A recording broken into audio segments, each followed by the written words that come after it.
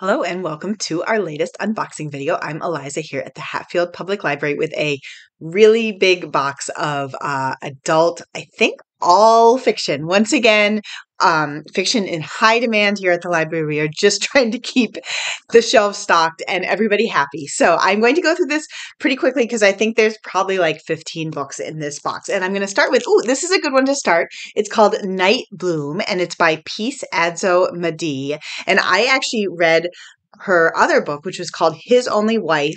She is from, I think, Ghana. Yes. And this also takes place in Ghana. And it's about two friends and then growing up. And then one of them goes to an American university and it says a riveting depiction of class and family in Ghana.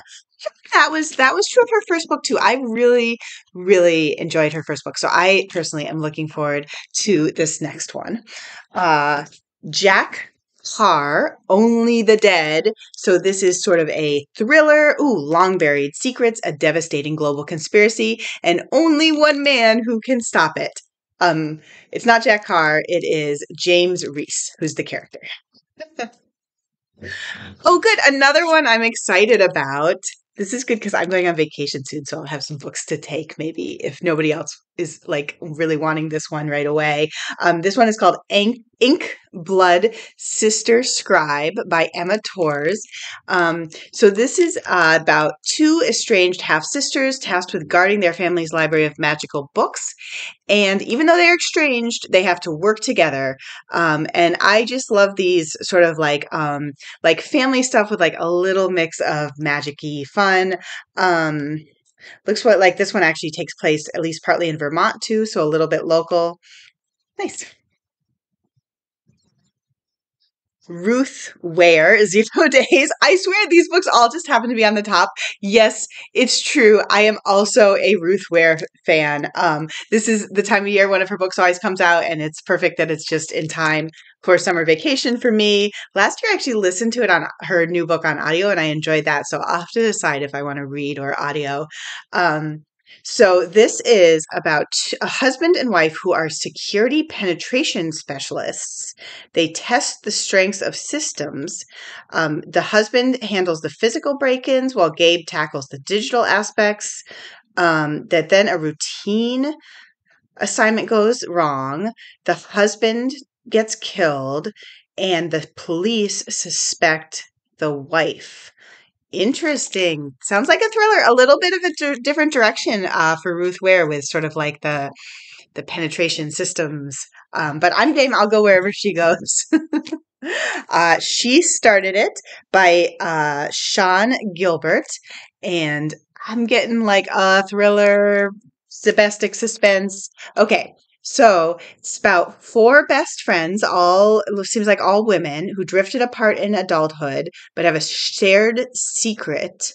And then they receive an unexpected invitation from another old friend, an extravagant bachelorette party.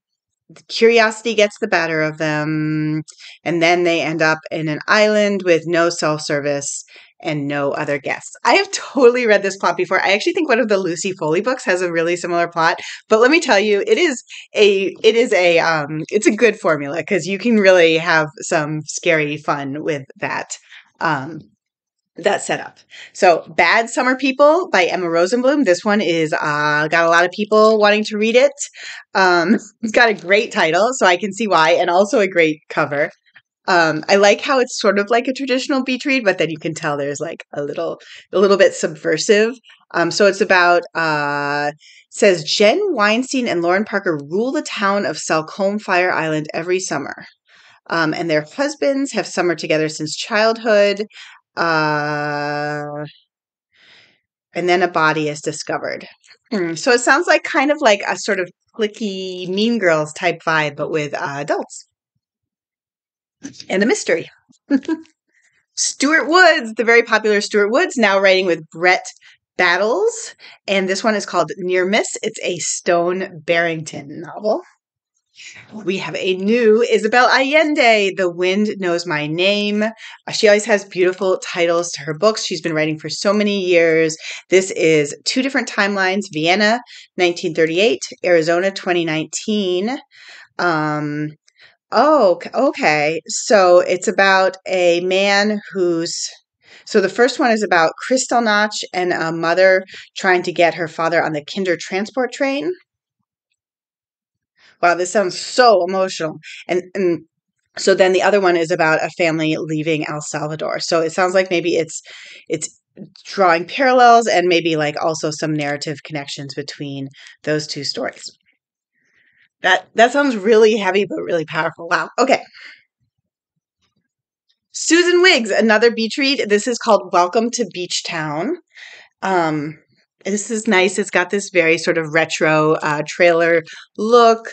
It's a California beach town. Oh, graduation day for worldly and overindulged children.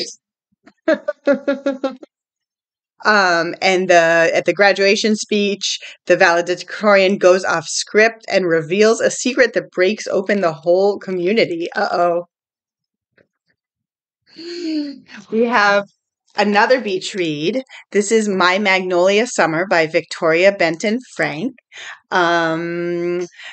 Beloved low country of South Carolina, a spicy and heartfelt debut. Oh, thought I was familiar with Victoria Benton Frank, but it must have just, because she's the daughter of Dorothea Benton Frank, so I like recognize the Benton Frank. But this is her debut, so that's fun. Here she is on the back. And so let's see. 3 strong women with strong appetites down in South Carolina. Clive Cussler has a new book, Fire Strike by Mike Maden. They release a lot of big ones this time of year because they know that people want them for summer. Iris Johansen, The Survivor. This looks so familiar, but I think it's just that her covers tend to have a similar vibe, or maybe this is a second copy. I don't know. We do get second copies sometimes if something is really in demand. This is an Eve Duncan novel. It says, they are asked to uncover a mysterious secret on a remote island. You know, I'm into islands. Even though I don't read that particular series, I don't know. Lisa C., Lady Tan's Circle of Women. And so this is about a woman. It sounds like historical fiction. Maybe? Wait, I wish they gave us a very clear, like, when does this book take place? So it's about a woman in China whose grandmother is one of the only handful of female doctors in China. So I'm guessing present day. And so now the main character is being raised by her grandparents to learn all about medicine and specifically women's illnesses. Oh, this is so interesting. And then she works along a midwife in training. But then she is sent into a arranged marriage and her mother-in-law wants her to act like a proper wife. That sounds really rough. And Lisa C., just such a good writer. I've read a couple of her books and it's amazing. Christina Lauren, True Love Experiment, The True Love Experiment. I actually read her other book. I'm not usually on the romance side, but it just grabbed my interest and it was really fun. It was called Something Wilder. I guess she's had a few other books, but I enjoyed Something Wilder. She's actually 2 people writing together, so it's a pen name. So this says a romance novelist and a documentary filmmaker join forces to craft the perfect Hollywood love story. But can they keep the chemistry between them from taking the whole thing off script? That sounds kind of fun. Oh, so it's a romance novelist and then the documentary filmmaker gets ordered to create a reality TV show and he is out of his element. We have the new Nora Roberts. Is this a second copy? I can't keep track. I know this book has been super popular, so I think there is a possibility that this is our second copy, and it is the new one in a series. A thriller about one man's ice-cold malice and one woman's fight to reclaim her life. 2 more books. Linwood Barclay, The Lie Maker. um, twisty, fast-paced thriller. I haven't read any of his books, but it says a boy whose dad gets whisked away by witness protection. Then he's a grown man. Then U.S. Marshals approach him with a lucrative opportunity. Last of all, this one is another sort of one that's been getting a lot of buzz. The Celebrants by Stephen Rowley, who wrote The Guncle. I was not as familiar with him, but again, a lot of people are liking for this one. I see why. The blurb says a big chill for our times.